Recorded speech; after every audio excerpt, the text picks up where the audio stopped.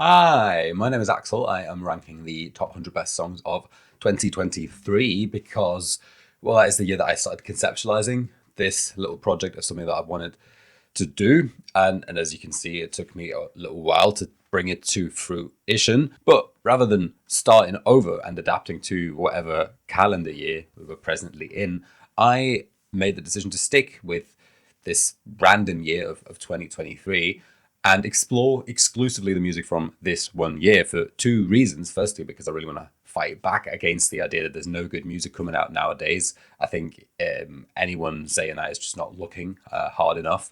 And to be fair, you do have to dig through a lot of playlist slop these days, but there are brilliant artists making really exciting music all the time, all over the world. And I don't know, this is my little way of maybe hopefully introducing you to some of them. But secondly, looking at music from 3 years ago rather than, say, from the present moment has actually been quite freeing, because I think there's something quite liberating about stepping out of the discourse of any given moment, which in our online social media age is often quite all or nothing, especially as it regards music and any other forms of art as well. I think, this is something that I've been seeing recently this year with the album cycles that Charlie XCX and Jpegmafia, for example, are currently teasing, who, by the way, both seem to be doing a similar thing where they are calling their projects experimental hip-hop on the one side and rock music on the other side, but it's kind of a postmodern way where they're not actually doing either of those things, but merely sort of playing with signifiers of it. But anyway, in both cases, that has been very badly received by a big part of their fan base, by online music circles at large, which to me seems a bit like the kind of inevitable backlash after these once more or less indie artists have very much made it through to the mainstream. And even as I personally don't see much of a qualitative difference between the lead-up singles that both artists have been releasing for their projects and what came before them, the switch seems to have flipped, and they're now too big to be considered cool or something. I don't know. I'll wait until the albums come out to see what I think of them. Another example of a very similar thing is Geese, who have also faced their own backlash this year, reasonably so over the kind of fraudulent marketing practices that the band has been engaging in to promote themselves online. But on a larger level, this again seems a bit like, a band that flew a bit too close to the sun, that got overhyped to an extent. I mean, 2023 is a big year for Geese in particular, because that's when their breakthrough album 3D Country was released, which I thought was decent. But I think with both that album and its follow-up, the online response has been somewhat over the top. I mean, I think they're decent, I don't know, B plus level albums, like a 7 or an 8 out of 10, that have been hyped into modern masterpieces, and then that leads to more people coming to them and just shitting on them entirely. And I think, the truth is somewhere in between. And I think that kind of measured discourse is a lot of the time missing. And maybe, just maybe, that might be easier if we zoom back to 3 years ago, look at stuff that came out in 2023. And a lot of this stuff, you're going to be familiar with on some level. Some of it you might have forgotten about. Some of it might be hopefully new to you. I will say that this section of the list, and today I've got 19 songs, is maybe slightly less niche than some of the previous ones. I think there is maybe, as I look through it, a bit of an over-representation of indie music, which I swear was not my plan when making this video, but this is literally just the way the wind blew me this time, which brings me to my first song. At position number 49, this is the opener to the André 3000 solo debut, New Blue Sun, which obviously turned quite a lot of heads as it saw the legendary Outcast rapper making his long-awaited solo album debut with a flute-based ambient album. And I'll be honest with you, I was convinced that he was trolling on some level, that this was some sort of meme when it came out. And this is a great example of what I was talking about in the introduction, in the sense that it took me some time, some remove, to be able to return to this album, to listen to it, not just having it on in the background, but to actively engaging with it, giving it my full attention, simultaneously also reading about some of André's motivations making this album, understanding the place he was coming from, to gradually change my mind about this and to start thinking of it as honestly not only one of the most unexpected, but ultimately one of the most successful and most bold stylistic shifts that we've seen a mainstream musician make into genuinely experimental territory since, I don't know, Scott Walker, maybe? You know, André 3K really took this transition from wordsmith rapper to flute-based ambient guru seriously, and this opener, I'm not going to say the whole name, but it's honestly one of the most transfixing and meditative ambient songs that I've heard in a long time, and it has something of that kind of shamanic quality to it that I love about the work of one of my favorite ambient producers, the German Wolfgang Voigt, aka Gas. Next up here at number 48, I've gone for Greg Mendez and Maria, which is a beautiful indie folk, almost like proto-slowcore confessional ballad by this Philadelphia-based singer-songwriter that reminds me of, you know, some of the greats like Elliott Smith, Alex Janiscoli, Stephen Malcolmus, for the way that in a runtime of under 2 minutes, Mendez tells this story in an impressionistic way with so much emotion and so much yearning that it feels more complete than what other songwriters will tell over the course of an entire album. Okay, this next one up here at number 47, Tarozan with Kuule is one of my out-of-pocket underground picks that I swear I'm not just including to display my oh so niche taste, but because I genuinely think it belongs on here. And this is what I refer to at the title of this video as Finnish hyperpop. That description might depend on how far your understanding of hyperpop as a genre goes. I mean, I think the aesthetic and the sort of genre hopping approach is definitely there with this young Finnish Japanese artist, but it's also clearly in a very hip hop tradition, especially in the tradition of plug music, but at the same time packing a soothing cloud rap calm to it all. Definitely of the more obscure cloud rap variety of people like Lil B or Black Cray, but also, of course, fellow Scandinavians like Young Lean and Blade, but perhaps more than anyone else, the incredibly talented and incredibly prolific young Jack Zebra from China. Really, the whole tape of this is from, it's called Summer Blue, well worth a listen. It's, you know, leans at times a bit more into the hip hop plug side of things, but it's just absolutely banging. And the title in particular is absolutely spot on because it does really capture that feeling, but more like a blue summer of the kind of living inside the Windows XP wallpaper. So this next one here, we're going to Quebec, Canada. For my uncultured French language pop pick of the list, Charlotte Cardin with Feel Good. I mean, this is just really good. This is like a Kylie Minogue influenced bop, but also as interpreted with like the silky class of an Ariana Grande single. I mean, what can I say? C'est vraiment super sexy, Carlis. Moving on up the list, and by the way, if you should struggle to read my handwriting, I did put links to all the songs on this list down in the description below. But up here, this is a pick that comes surprisingly high on this list, probably for me more than for the listener, because as much as I, like, you know, any other depressed white boy in the 21st century, have very much grown up with Radiohead since my teens, I do feel quite differently about them now, considering their, and I'm putting this as nicely as possible, lackadaisical attitude towards the genocide in Gaza. I definitely don't think you should go out and support them in concert. I think, you know, actions like their All Lives Matter stance need to have consequences. But actually more relevantly for this list, the reason that I find this placement surprising is that I don't even like The Smile very much. You know, the sort of offshoot side project by Tom York, Johnny Greenwood and Sons of Kemet drummer Tom Skinner. Because like for me, you know, there's something too coldly intellectual, too fine arty in their approach to music that I just find it quite hard to get excited about. To me, it's like closer to Tom York's non-soundtrack solo work, like his Atoms for Peace project. And I've just been quite disappointed in the band since they've left behind their more promising grungy sound that they introduced on their debut single, You Will Never Work in Television Again. Since then, they've, over the course of 3 albums, have been kind of resigned to what I'd call like an adult contemporary take on art pop. But maybe it's precisely because of this frustration with the band's overall output that I love Bending Hectic so much, because this represents a really important outlier in their discography, because it's here that the hibernal glaze of Radiohead's moon-shaped pool that the Smile have been working in is completely shattered. Here, this tasteful framework, because that's the problem with the Smile, it's just too damn tasteful.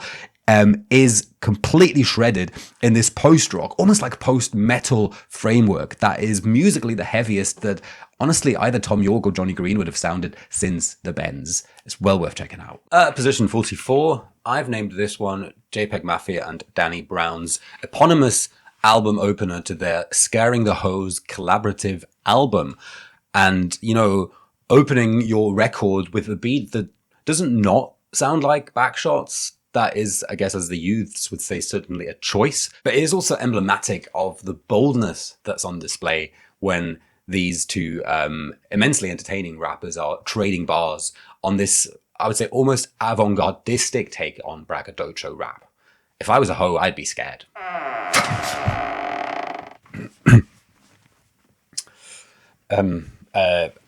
For 43, I've gone for Wednesday and Bull Believer, which I understand that there's apparently people out there that don't like this Asheville, North Carolina indie / alt country band as much as the solo material of its lead guitarist MJ Lenderman. Some people apparently even seem to think that Kelly Hartzman's vocals are a bit annoying and whiny. I think that's preposterous, and I think this song, Bull Believer in particular, is so immaculately constructed over its 8-minute runtime to lead to a deafening and emotional crescendo that you just know that all the white indie boys on Reddit and YouTube would never shut up about it if Black Country New Road during the Isaac era had come up with it. Oh, and speaking of 42, Black Country New Road, Turbines / Pigs. Look, if you're still one of those that is upset about Isaac Wood's departure from the band just as they hit peak hype, even though the remaining band members subsequently did a brilliant job at reorganizing into a more democratic and an entirely new sounding band that ditched the old pained post-punk for a more communal and a more optimistic sort of Arcade Fire influenced style of indie folk, then I don't know what to tell you. The old albums are still there. Leave it to the rest of us to enjoy the new material. And Turbines Pigs from their brilliant live album recorded at Bush Hall is an excellent example of this new approach. I mean, I think it's one for like the intersection of girls and boys who grew up loving Regina Spektor, The Chronicles of Narnia, and emo. And it is a song that has just absolutely transfixed me ever since I heard it performed live back in 2022. For number 41, another phenomenal live act, Slowdive with Andalucia Plays, which I think we should take a minute to acknowledge just how relatively out of the wheelhouse this is for Slowdive from the classic 90s shoegaze sound that they obviously helped to pioneer. This Neil Halstead written and sung ballad, even though it obviously pays reference to the gorgeous John Cale song, is closer to being in the style of like Simple Minds, a Talk, maybe even like, don't get offended, but maybe even like a Take That or a Robbie Williams ballad, but then it's executed and performed in this restrained way of like a 90s band like Low or Duster. Like what if slowcore and New Romantic met? What then? This answers it in a beautiful way. Top 40, getting into it with Jim, Legxacy, and DJ. So obviously the genre of emo rap has existed for a little while. I mean, the late Lil Peep and XXXTentacion were the pioneers of that, but London's Jim Legxacy is actually doing something different and I would say more interesting perhaps, because he's blending cloud rap with the actual musical genre of Midwest emo. I mean, the beat for this track is heavily based around this like really plaintive and somber guitar loop. And at the same time, his music preserves a distinctly British and I'd say like a Dean Blunt inspired sound that is hip hop adjacent while remaining wonderfully unconstrained by the genre. DJ is just a brilliant mission statement for this incredibly promising new artist. Number 39, Lana Del Rey, A and W. I mean, this is Lana writing an autobiography in the span of 7 minutes and a bit, like both formally and textually. Formally, it flits between the genres of indie folk, trap, and dream pop the way that Del Rey has over the course of her entire career. And textually, it deconstructs the different personas that she has adopted throughout the years and interrogates them in turn. So the end result is maybe more of an academic pleasure than past masterpieces of Lana's that have been carried primarily by vibe. You know, I'm thinking of stuff like Video Games or Venice Bitch, or my personal favorite of hers, Love. But I think it's still a remarkable achievement in the great American songbook that is Lana Del Rey's career. Next up at number 38, Living New York punk rock legend Jeff Rosenstock with Future Is Dumb from his brilliant Hell Mode album. A song that has a beautiful moral lesson at the heart of it. Really one of the most important moral lessons that to learn, I think. Summed up in the line, "The world doesn't owe you." And as usual, it's packed in an effortlessly hard pop punk song. Following that up with another one of the absolute best rock songs of the year 2023, Yves Tumor's In Spite of War from their brilliant Praise the Lord, etc., etc. album, which, the only reason that Yves Tumor is not yet widely recognized as the generational rock star that they are is because of obviously transphobia, at least outside of maybe queerer music circles and professional reviewers. But songs like the brilliant In Spite of War show just how foolish that is. If you're still sleeping on Yves Tumor, you need to wake the fuck up. 36, Aphex Twin Blackbox Life Recorder 21F. You could say that at this point what Aphex Twin does in his music has long stopped being original and that it is instead iterations on a familiar style. But to me, that doesn't matter if he executes it as well as he does here, which is the opening track of a short EP of the same name. Since on this song, his distinctive, coldly polished and propulsive IDM sound dips more into the icy electronic depths of Ortega far more than ever before, but still at the same time remaining recognizably, inimitably Richard D. James. Number 35, Kelela, Contact.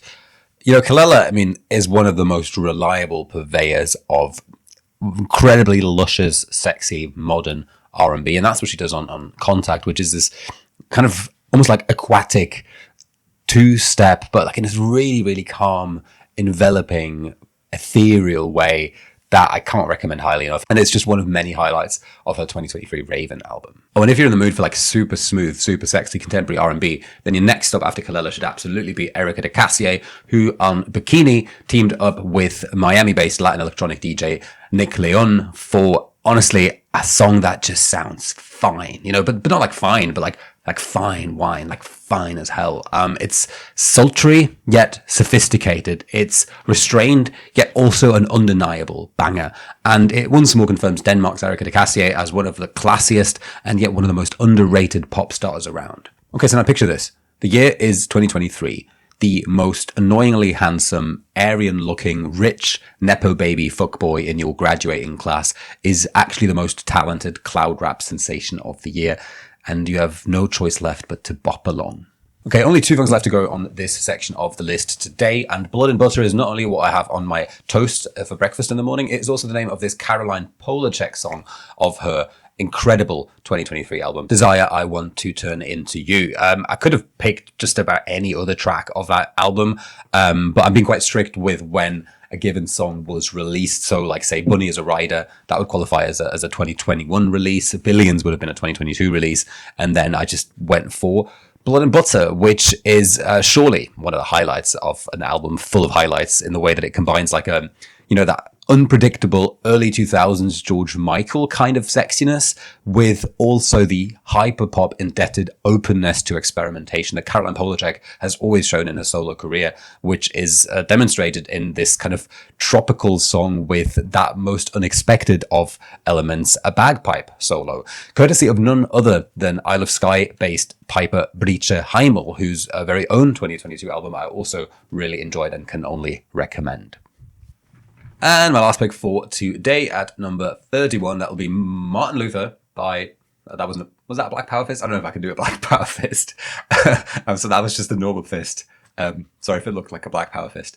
But also, yeah, Black Power, but I don't know if I can do that.